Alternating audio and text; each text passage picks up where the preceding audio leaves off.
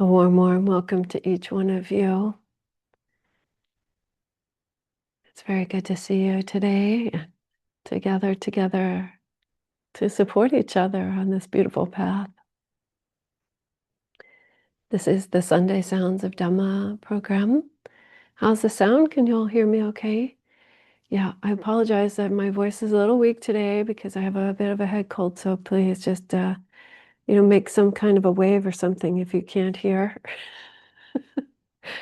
um, and As usual, we'll do about half an hour of meditation, about half an hour of Dhamma talk, and then some time for Q&A and comments before the final dedication of merit. Hola Claudia, bienvenida.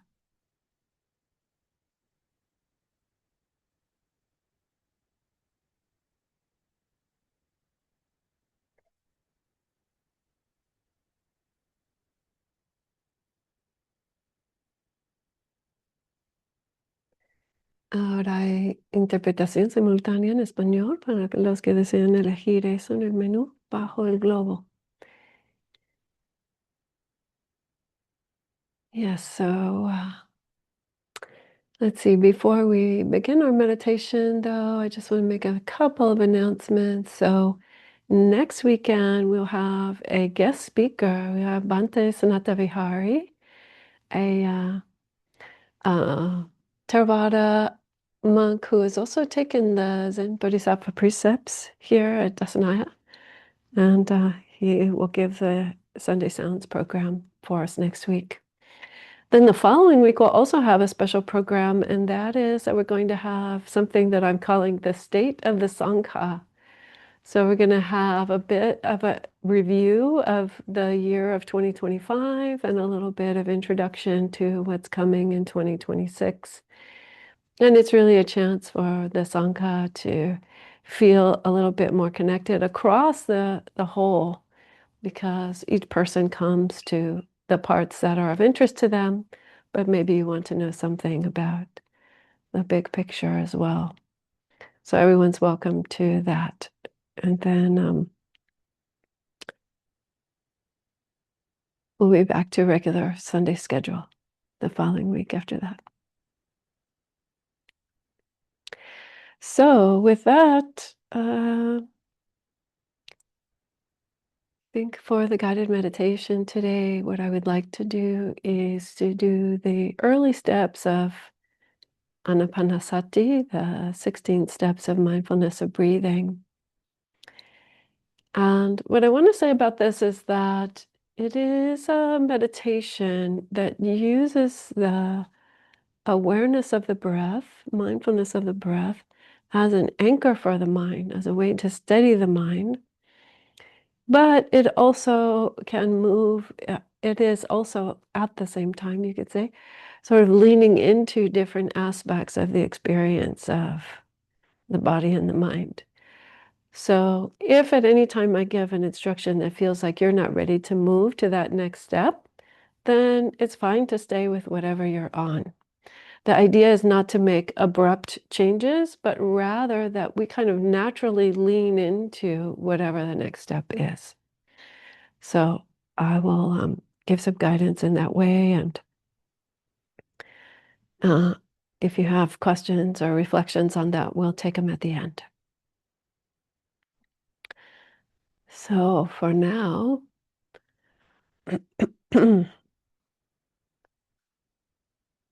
you can begin to settle into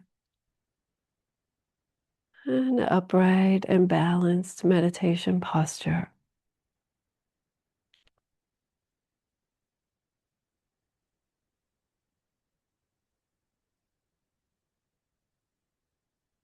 And the reason for being upright is to allow the bones to carry the weight of the body so that the muscles can relax and soften.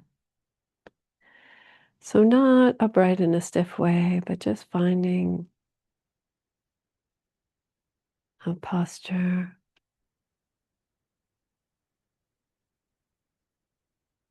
where the spine can be more or less aligned.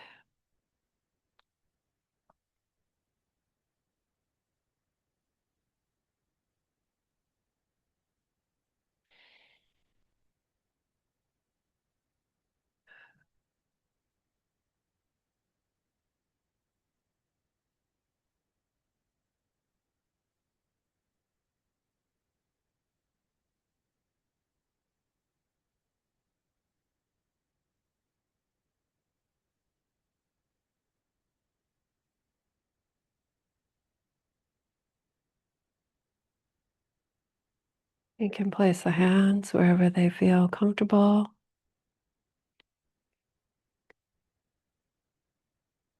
Generally speaking, gathering the hands together, having them touching is a way of gathering the energy together and placing them flat on the thighs or on the knees is a way of dissipating the energy.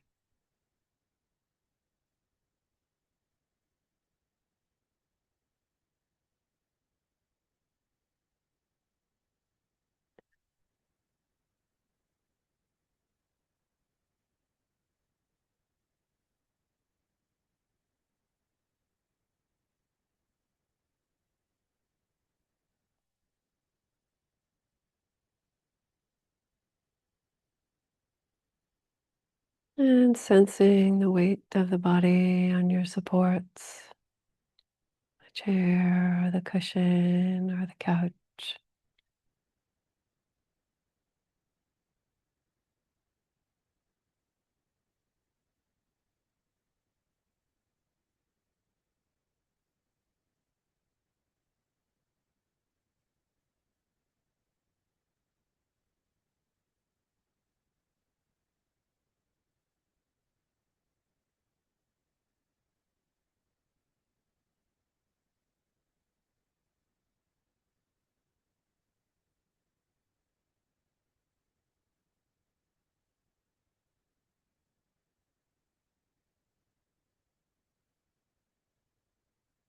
Aware of the natural stability of the body,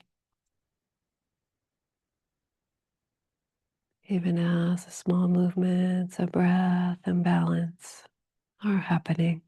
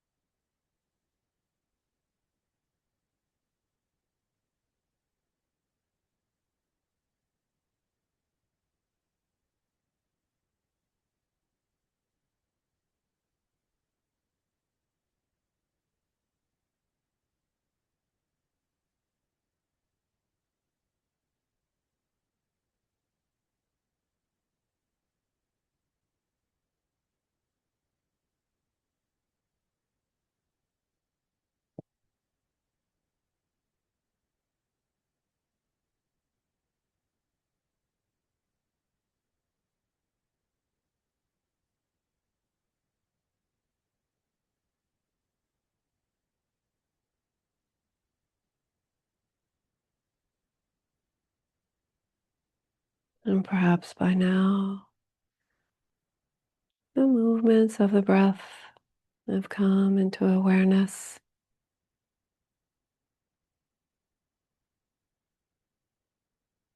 And you can rest the mind on those sensations of the breath wherever it feels easy.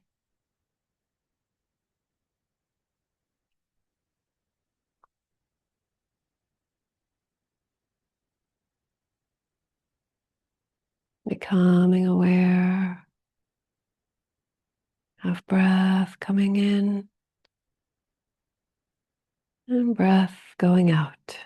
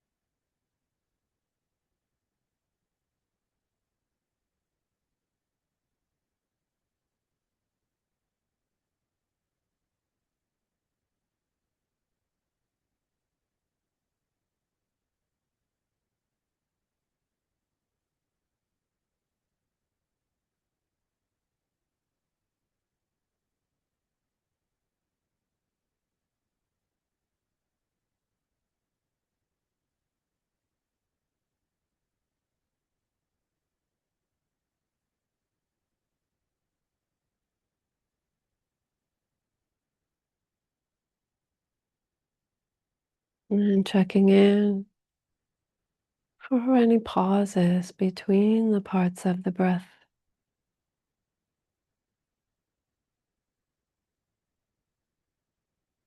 Just staying present for those moments of stillness.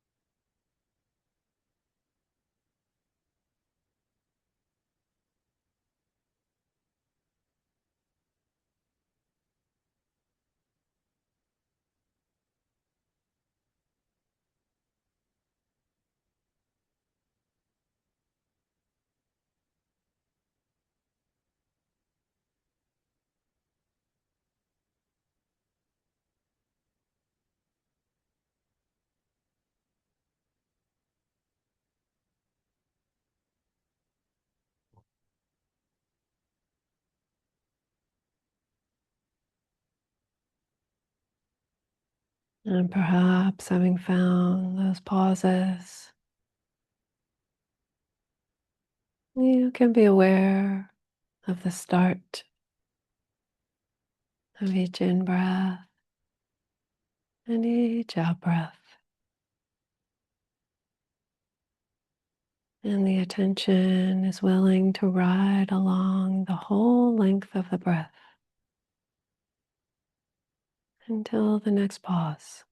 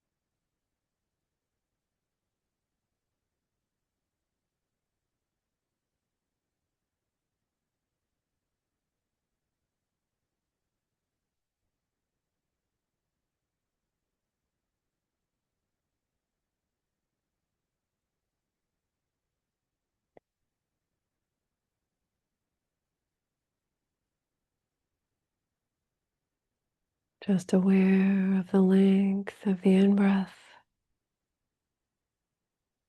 and aware of the length of the out-breath.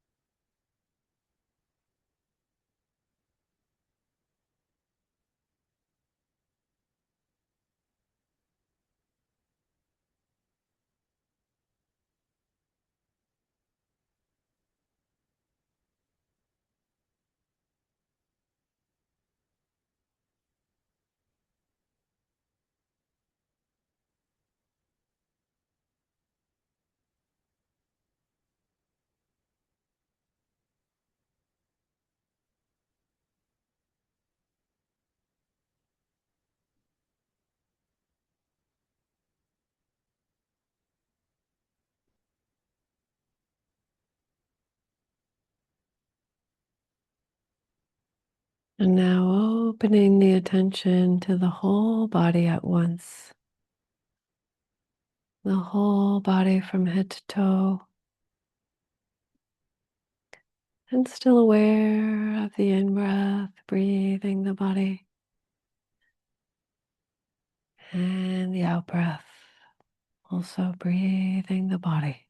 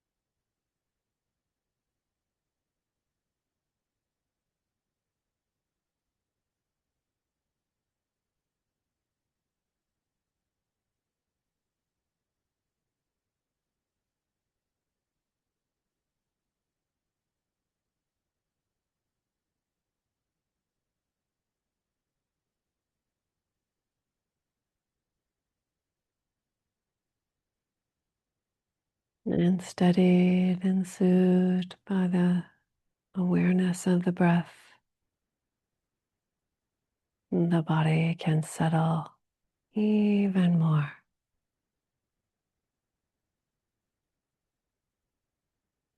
relaxing the body.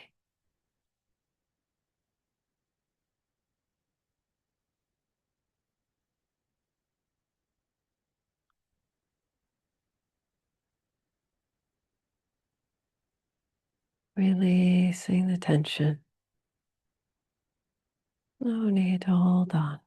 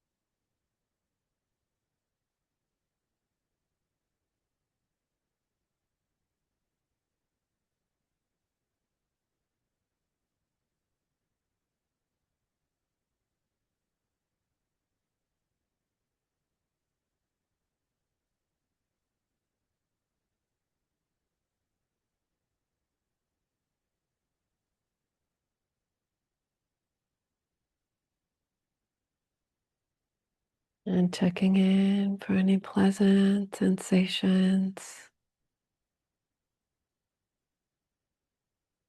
even as awareness knows the out breath and the in breath.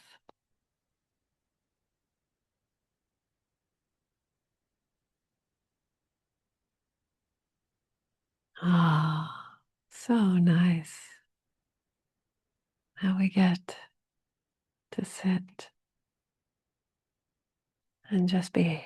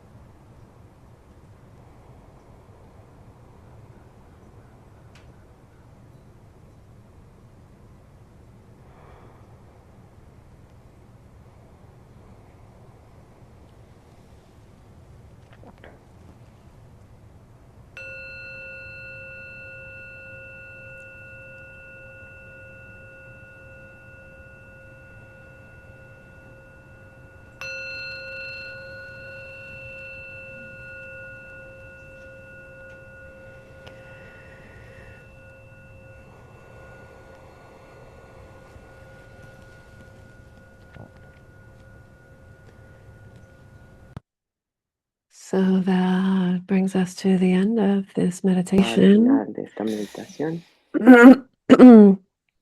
And there are two more announcements that I need to make actually before I shift into the homage to the Triple Gem and the Dhamma talk. So one is that there's a virtual retreat happening this coming Friday and Saturday for Buddhist Global Relief.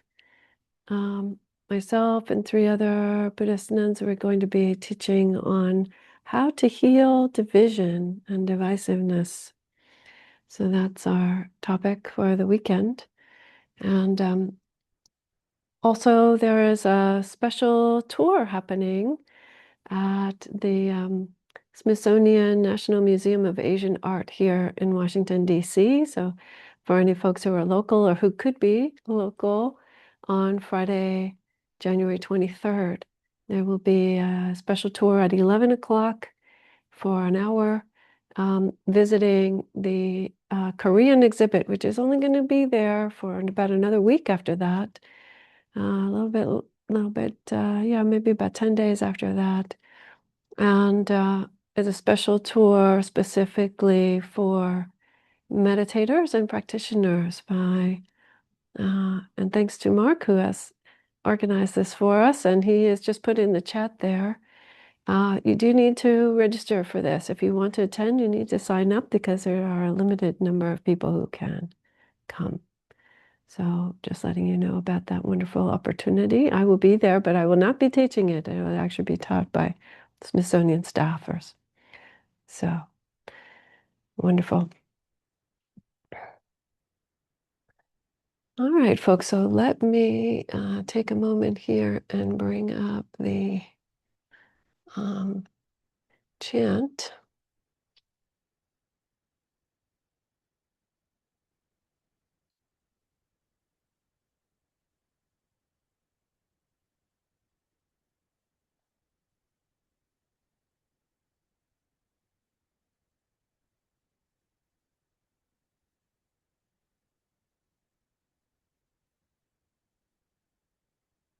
Great. Yes. And you can see it 3 times there, but we're just going to do it one time through. This is the homage to the Buddha, Dhamma, and Sangha. So if you would like to chant along, you're most welcome. Please keep your mics muted, everyone. Namo tassa bhagavato arahato samma sambuddhassa. Namo tassa bhagavato arahato samma sambuddhassa. Namo tassa bhagavato arahato samma sambuddhassa. Buddhang dhammang sanghang namasami.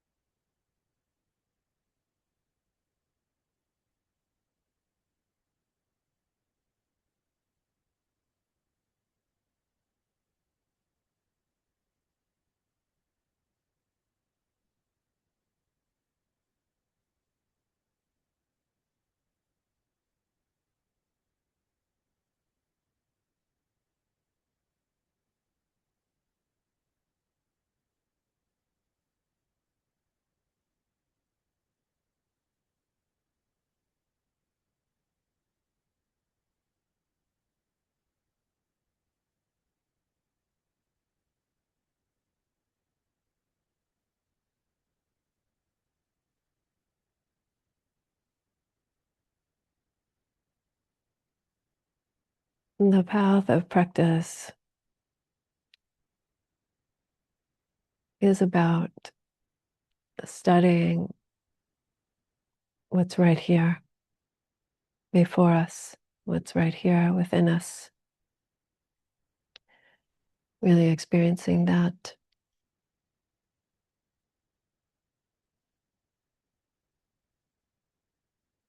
But with the aim of really coming into a different way of seeing the world, a completely fresh, new way of seeing your inner and outer worlds. Indeed, of no longer seeing any boundary between inner and outer worlds. So today I brought a poem that I really appreciate that talks about this shift in perception, this shift that is made possible by practice. And then, as usual, I'm also going to connect it to a sutta, a discourse by the historical Buddha. But this first, the poem. So this poem is by a poet named Lew Welch. Lew Welch was one of the so-called beat poets. So like Gary Snyder and Philip Whalen were his friends. They were some guys that hung around in San Francisco and the Bay Area, California Bay Area, back in the early 60s, and wrote a lot of poetry informed by Zen practice and Buddhist practice. And Lew Welch never became quite as famous as Gary Snyder and Philip Whalen, but he was definitely respected by them. In fact, after he died, his poems were compiled into a text called Ring of Bone, a book called Ring of Bone, which is a collection of all of his poetry, or most of it, Lew Welch's poetry, that was done by Gary Snyder. And interesting little factoid, Lew Welch was also stepfather to Huey Lewis, the singer, Huey Lewis of Huey Lewis and the News.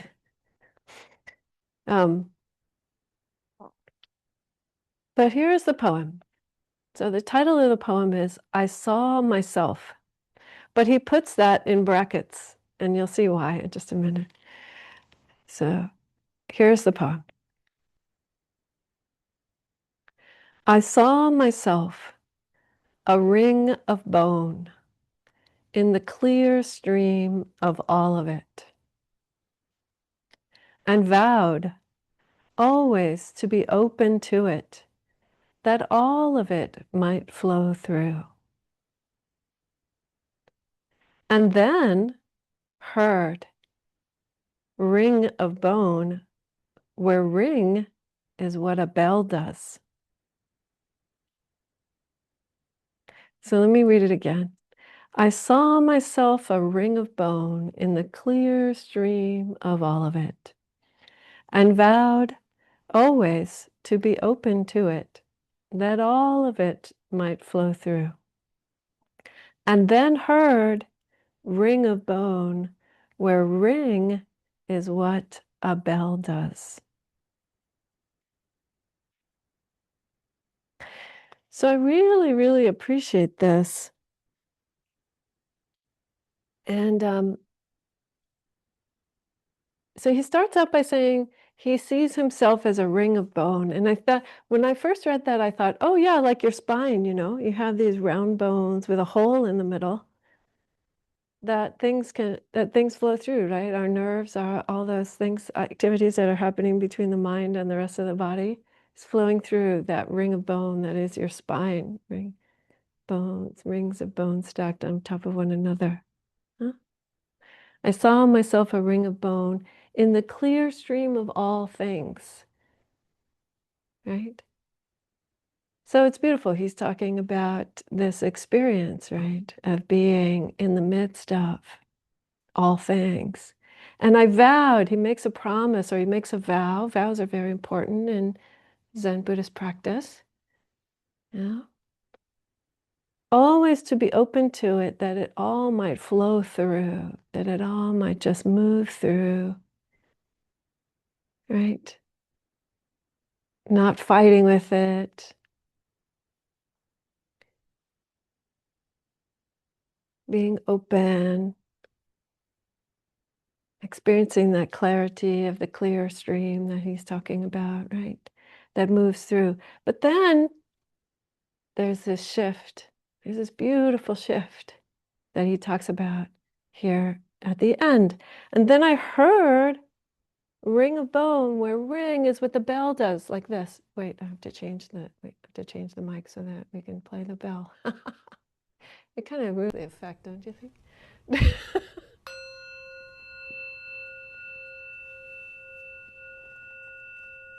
Ah, right.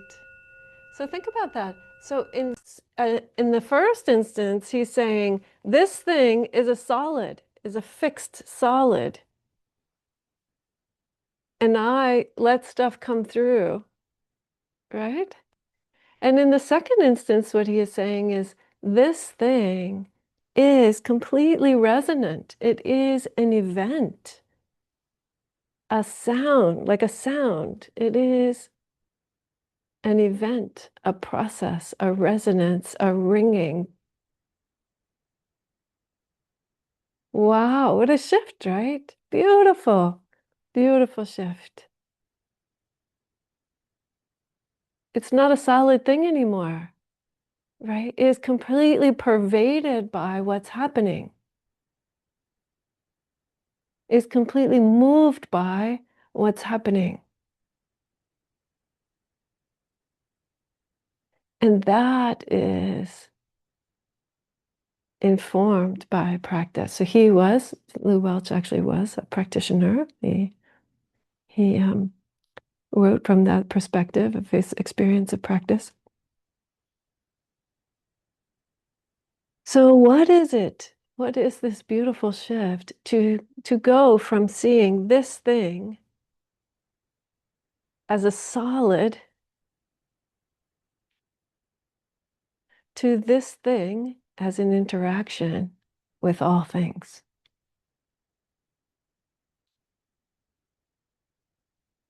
Mm?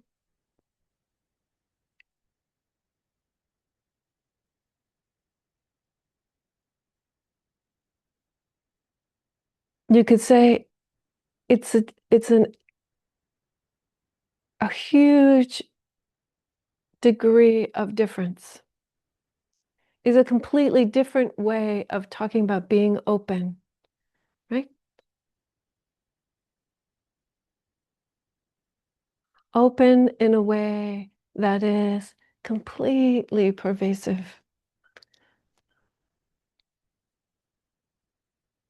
And there's a vulnerability about that, right? It's not like I get to say, oh, I'm going to let the things flow through. Because the things are part of this, right? That's actually what's happening here in this body and mind. So the question before us, perhaps, as practitioners is, what is it that enables that shift in perception? What is it that loosens up this sense of a fixed, solid thing and shifts it into being an event or an interaction or a resonance? Hmm?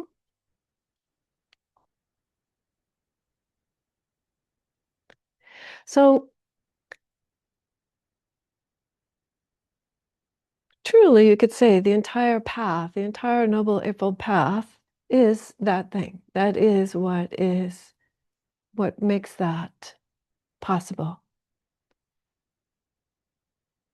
That is part of what it is intended to do. But more specifically, I thought I might bring one pointer today so that we could have a look at it and see if it lands for you. And so,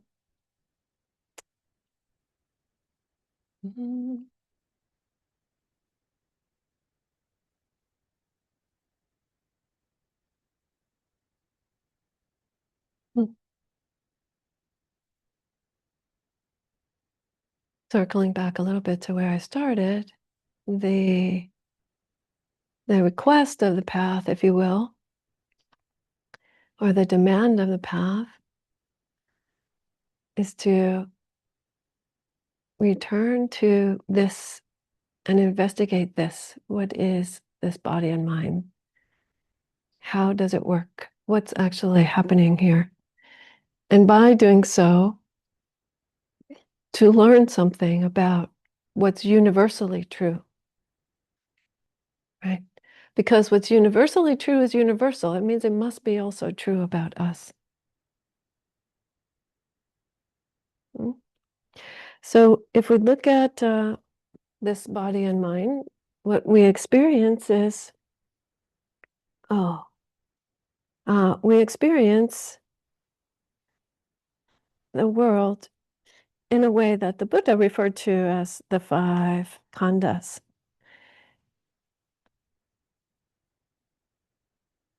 And now I'm going to do something which I ordinarily don't do, which is I'm going to get up for a moment because there's one prop that I really need in order to talk about this. And I don't have it right here with me. So hold on. I'm still with you.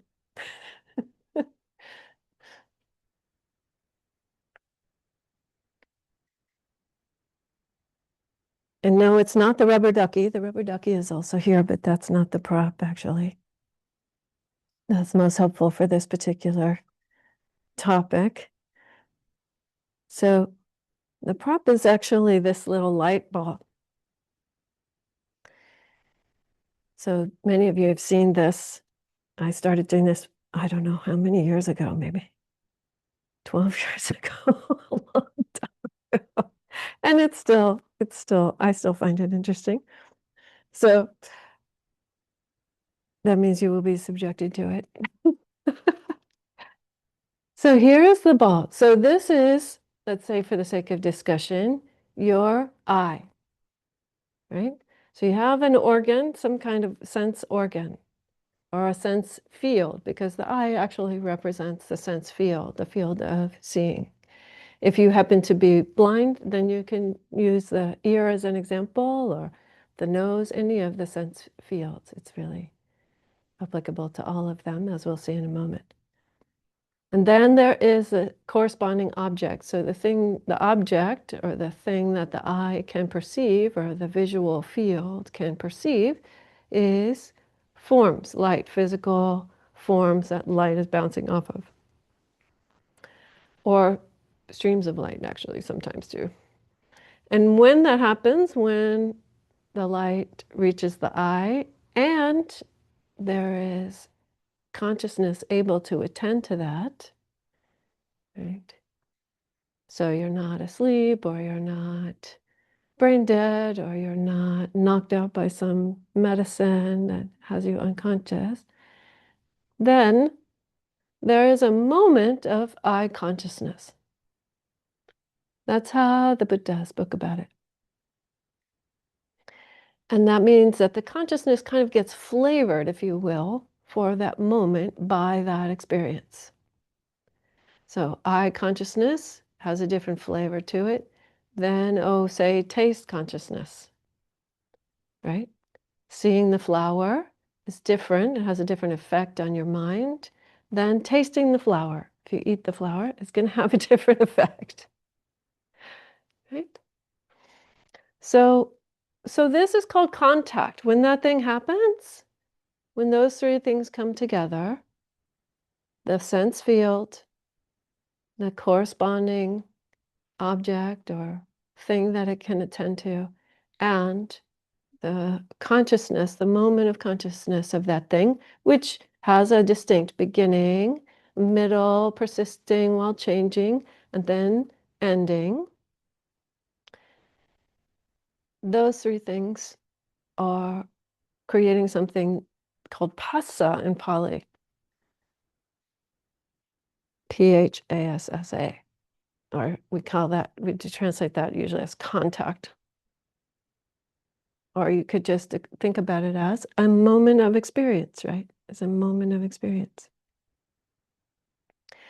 So when we have that, then now we go to this sutta. So this sutta is called the Madhu Pindika Sutta. Madhu Pindika Sutta. It means the honey ball sutta, Middle Length Discourse number 18. It's I would say it's very possibly one of the most profound suttas in the canon. And I won't go into the whole thing. There's a very interesting and kind of humorous part in the beginning where the Buddha has an encounter with someone who wants to have an argument with him, but he doesn't want to have an argument. But then he goes and he gives this teaching about perceptions, and he gives it in brief. And then the bhikkhus that he gave it to, the monks or monastics, we don't know what. Usually, when we see this word bhikkhu, or we see this reference to the monastic community, the Sangha, in the Pali Suttas, it's using the word man in the way that we used to use it, like for mankind. Like man would do this or man would do that. It means, or these men, it would be a way of referring to all the folks of any gender that happen to be in the group. But the Buddha gives a teaching in brief, and then the monastics go to Venerable Mahakachana. And Mahakachana says, you guys were in front of the source itself and you didn't ask this question. And then you come to me, humble monk. Now, mind you, that Mahakachana was one of the very, very, you could say, respected by the Buddha disciples. He is one that was one of the key teachers within the Sangha at that time. They said, yeah, okay, we missed our chance with the Buddha, but please explain it to us. So Mahakachana then says this. He talks about contact. And he says, dependent on the eye and forms, eye consciousness arises, and the meeting of the three is contact. Okay, we got that part. That's this thing, right? And because there is contact, there are feeling tones. And what feels, the tones one feels, one perceives. And what one perceives, one thinks about. So now I'm using Bhikkhu Bodhi's translation here.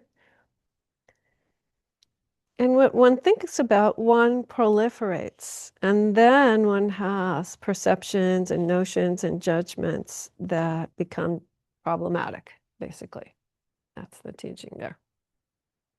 Because he is talking about, the Buddha is talking about why people want to fight, basically, based on that interaction that he had. But then he gets to this part. So Mahakachana says this: when there is the I, a form, and I consciousness, it's possible to point out the manifestation of contact.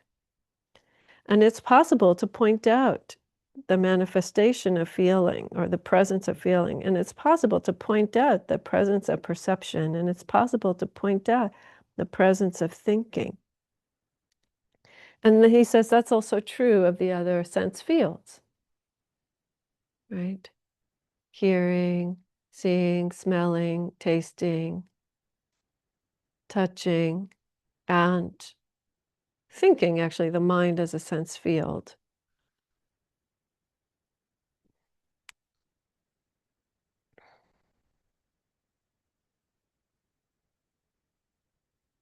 So in other words, we can study this process that's happening. We can see that when there is a visible form and there is a consciousness that's able to attend to that, and there is a functioning field of vision, that something happens in our consciousness.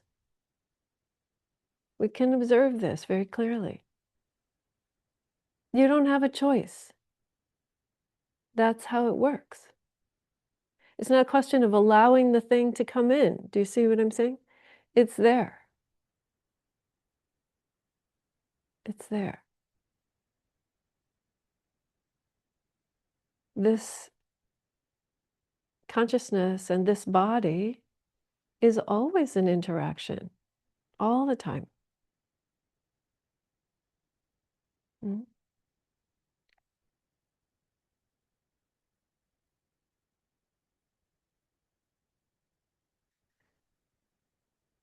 And that's one of the things you can begin to see in your meditation. That moment by moment by moment, there is this state of interaction. Whether it's very, very subtle or whether it's very, very gross, it doesn't really matter in terms of understanding the process itself. So if we were to say it succinctly, I would say, we are made to feel. We are built that way. If you think that your practice is going to keep you from feeling things, that's a mistake. That's actually not how it works. If that's what's happening, then maybe I would say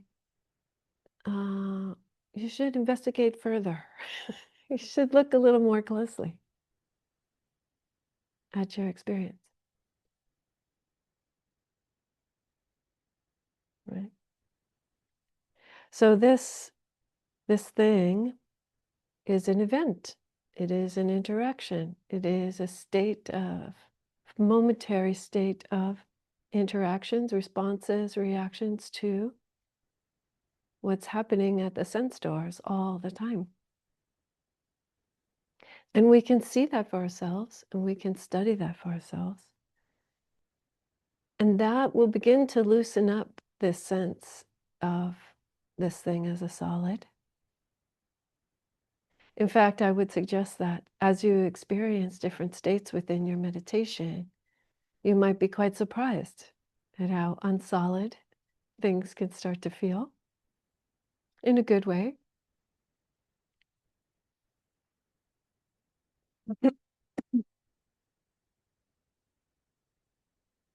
But also this sense of, where is the boundary?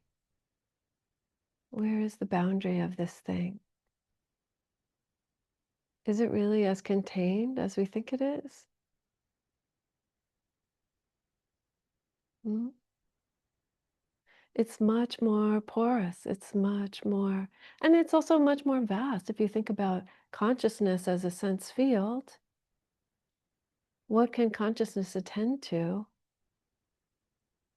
It's infinite. It's infinite. So when you see the statements in the suttas where the understanding that comes from this is not mine, this is not myself, it's not a rejection. It's not saying that I I am not this seeing of the light ball. What it's saying is that that activity is itself inconceivable. Is it not something that you can draw a box around and say, ah, I captured it?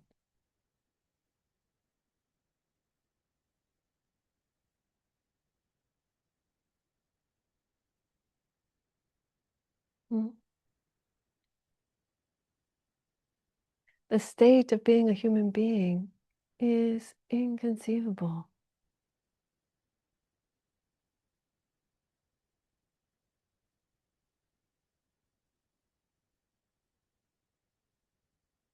And if you layer in the activity of karma, how our intentional acts of body, speech, and mind are unfolding and blossoming and having their effects, again, in ways that we cannot understand, that is much more vast than a human life, what single human life. Wow,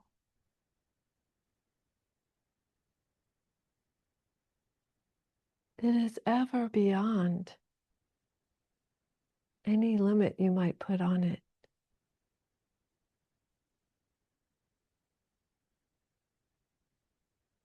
So, in truth, this idea of a fixed and solid self is so tiny. You start to see what a limit that is, how small that is in comparison to what's really true about what's happening in a human life.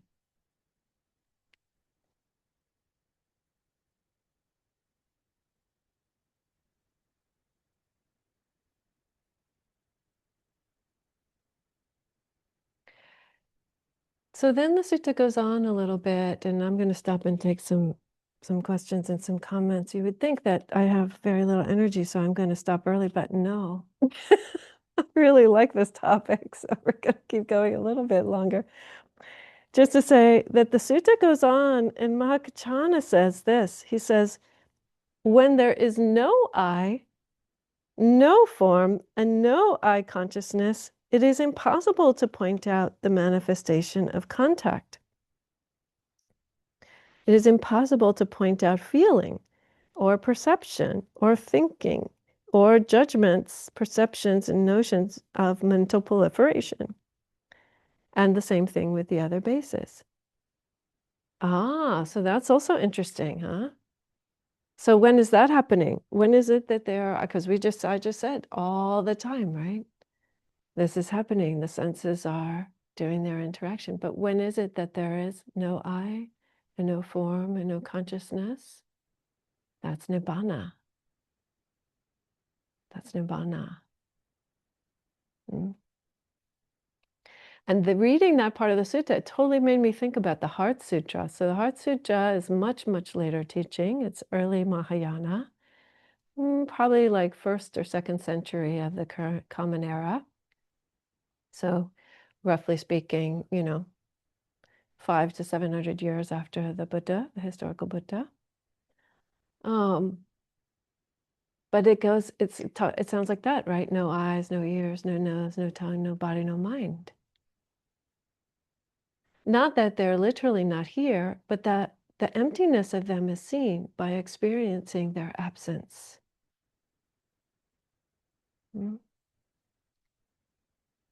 So again, it's very hard to think of this thing as a solid when you realize that it is also, in a sense, pervaded by Nibbana. It's also present in the presence of Nibbana.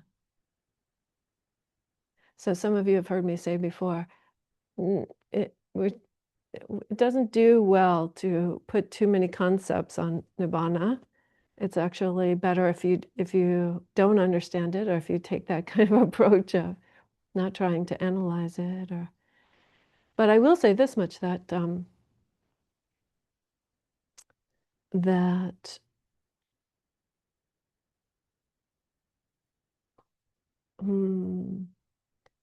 it is impossible. So it is impossible to think of having a self having experienced Nibbana, because what's happened there is that you see that it's like another dimension. Like we have width, and we have length, no, width, length, depth, height, whatever. We have 3 measurements in our 3-dimensional world. As I often say to folks, the material world is much more of a mystery to me, actually, than the mind. But you can think of Nibbana as another dimension, which is actually also here. It's just that we aren't tapping into it yet. And then knowing that it is, again, like that, like, of course, this thing cannot be a fixed thing. It cannot be a solid. It cannot be something that fits in your box, whether it's a conceptual box or a physical box.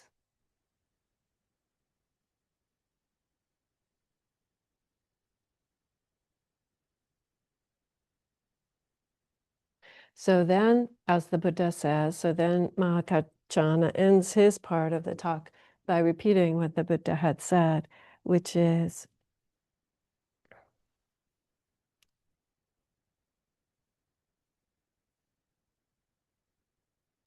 as to the source through which perceptions and notions beset a person, perceptions and notions of proliferation. So in other words, as to the way that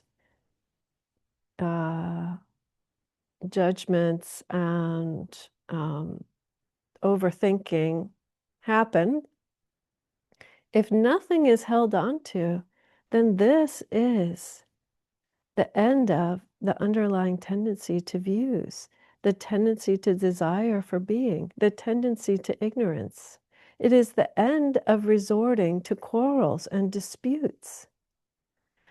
Evil, unwholesome states cease without remainder, because you know better, because you know that it's not possible to fight over a thing which you can't even conceive.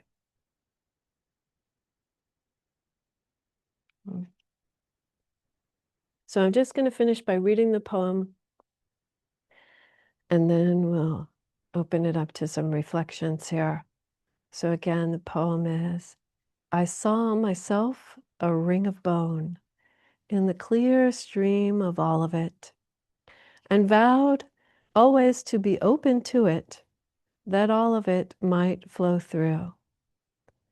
And then heard ring of bone, where ring is what a bell does.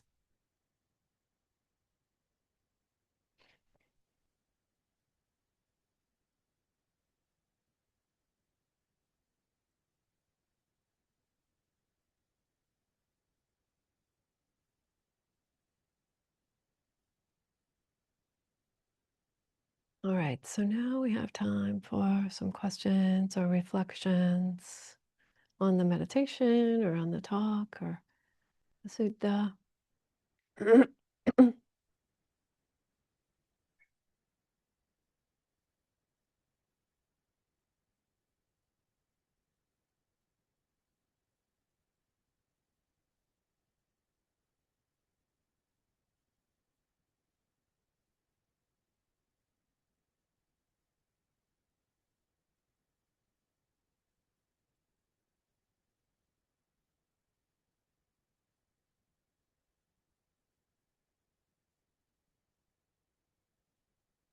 Yes, Kemananda.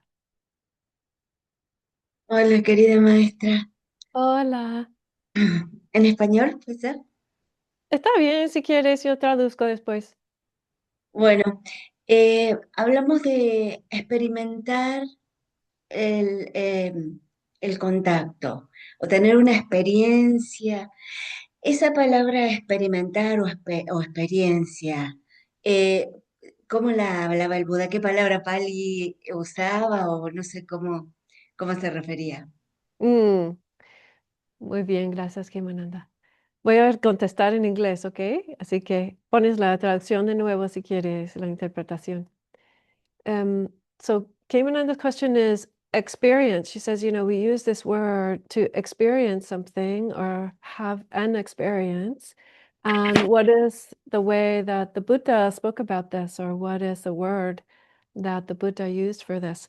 And as I was saying in my talk, I think that this word contact is what we mean by an experience. A contact is a moment of experience. It's like, okay, this, right? We're having those contacts. And mindfulness is what is the receptive awareness or attending to that. And um, so again, so to experience it is like, well, that is the thing that's happening. So once we talk about it as a verb, then it gets a little more complicated, right? Because we have to think about it as I experience the thing, or it is experienced, we can say, in the passive side, right? But maybe the passive construction is the better one, really, right? There isn't an I independent of that thing. In fact, there is only that activity. So again, it's not saying that the ball is mine or that I belong to the ball or that, it's just saying that is what is. And um, you could say experiences itself, right? So this idea, and this is one of the things that again, it takes a little bit of a conceptual turn there, because when we talk about knowing, or we talk about thinking about a thing, or we talk about how to move one's attention, all of those things, again, we tend to wrap that in the idea of it's myself, there's me that's doing that thing. But actually, if you have an experience, it's very, well, I don't want to say it's easy, but it's very possible, let's put it that way, to have an experience where the observer drops off in meditation. And then you see, oh, right, that activity is just happening. It's not that there is a driver particularly. Is there choice? Yes, there is choice. And there is activity and there is responsiveness. And yet, it's that classic phrase of like thoughts without a thinker, right? There was a book, actually, I haven't read the book, so I should be, I should give you that caveat. Uh, right? But that's when we talk about experience, that's what we mean. We mean contact without a solid one that experiences contact, but that experience is the thing itself, the person itself, this body and mind itself. Yeah. Gracias, maestra. Muy claro. Gracias, Kimananda, por la pregunta.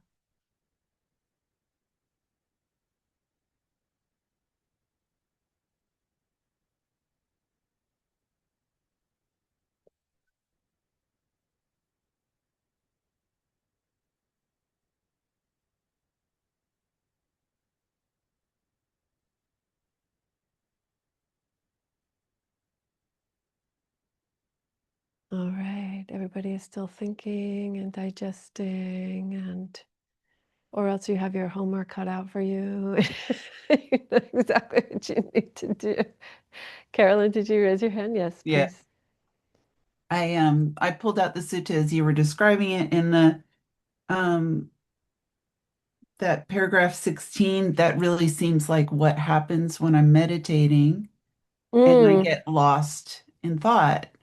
And mm, especially because it says, contact, there's feeling, perception, and then mental proliferation. And with what one has mentally proliferated perceptions and notions, beset a person with respect to past and future Mm. and present forms. And it's like, oh, that's exactly what happens because you have the contact, you hear the sound or whatever, the feel sensation.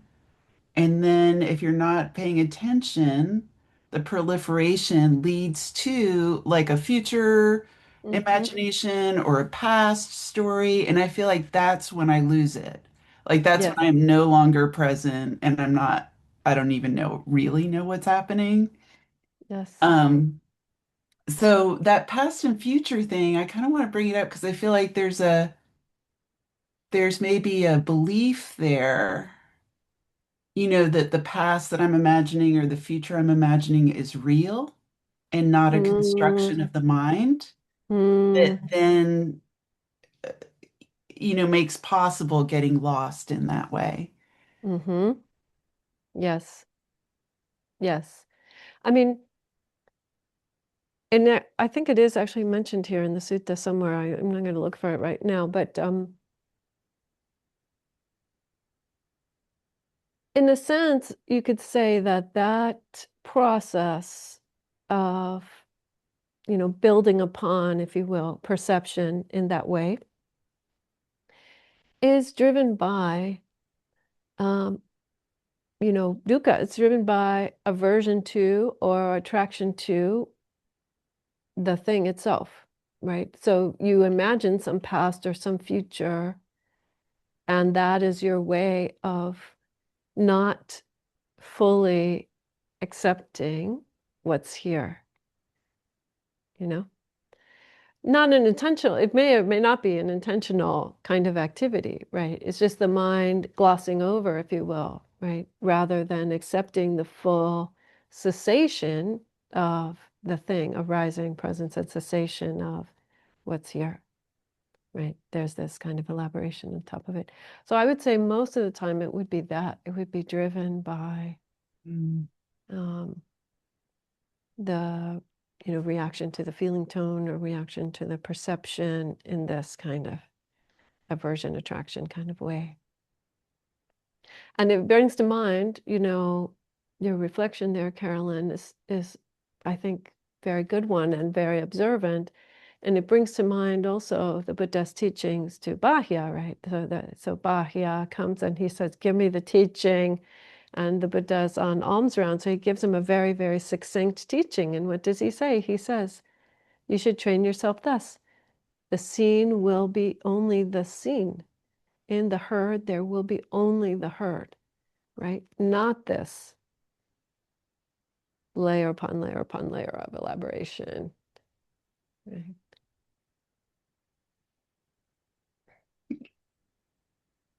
Right, because it seems like the perception is real, the perception is happening. Mm-hmm, mm-hmm. It's really here.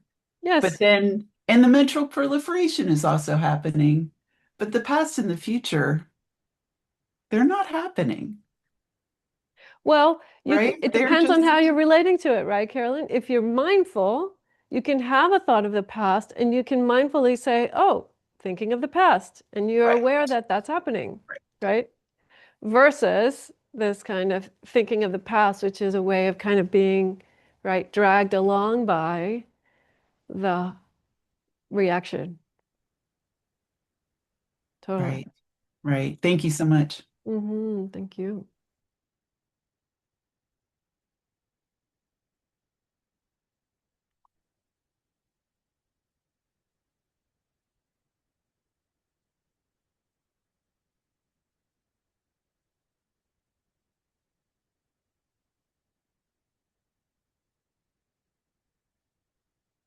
Okay, well, unless I see any other hands, I think that we have arrived at the end of the day today. And so, Dana, I think that means that if you are willing, if you could make the announcement. The practice of giving and receiving has been a part of Buddhism since its inception. Giving to Dassanaya Buddhist Community supports Dhammadīpā, our guiding teacher, the physical location at the vihara, and allows us to continue to offer Buddhist teachings in support of the awakening of all beings. Our support pages are on the website under the support tab. Donate, volunteer, or offer materials. In addition, about once a month, we send an email newsletter with a note from Dhammadīpā, meditation, class, and retreat schedules. You can subscribe on the homepage. Thanks, everybody, for being here today. Thank you so much. Thank you, Dana. And yes, wonderful to practice together. I hope that you all have a very, very joyous and thoughtful, mindful, fulfilling new year, moment by moment. And may the merits of our practice here together lead us to know ourselves as wisdom, as compassion, lead us to the end of every form of suffering and delusion. And may that be a cause and a condition. May it all be a cause and a condition for the full awakening and liberation of all beings, no matter their state of delusion or suffering, that all beings might be free by the power of the Buddha, the Dhamma, and the Sangha, and each one's efforts. May every being be fully liberated, be fully awakened.